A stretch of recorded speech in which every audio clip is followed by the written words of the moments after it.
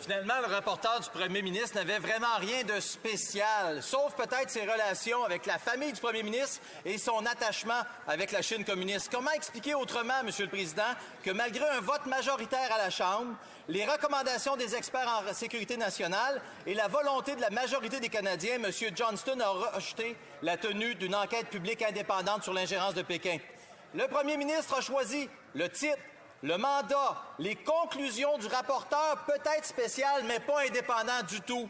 Va-t-il mettre fin à ce cirque et ordonner aujourd'hui une enquête publique indépendante? La farce a assez duré, Monsieur le Président. Les manigances du premier ministre pour éviter de déclencher une enquête publique ont éclaté au grand jour avec le rapport du rapporteur spécial. Qu'est-ce qu'il y a de si spécial, ce rapporteur? La filière de la Fondation Trudeau, le recours aux donateurs libéraux, un vieil ami de la Chine et surtout un grand ami de la famille du premier ministre.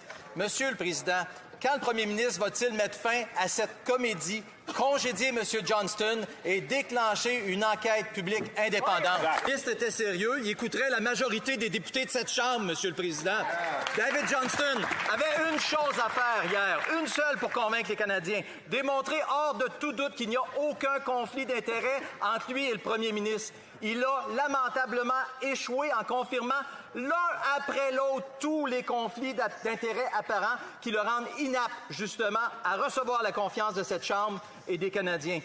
Quand le premier ministre va-t-il enfin faire la chose honorable, mettre fin au supplice de son ami, l'ancien gouverneur général, et le congédier de son poste de rapporteur général indépendant? Justin-là, il a été piégé par le premier ministre, Monsieur le Président.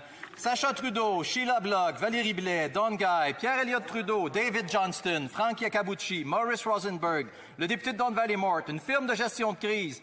Toutes ces personnes ou ces organismes ont des liens avec le premier ministre. Le problème, c'est que ce sont tous des principaux acteurs de la pièce de théâtre montée par le premier ministre pour éviter de déclencher une enquête publique indépendante sur l'ingérence de Pékin.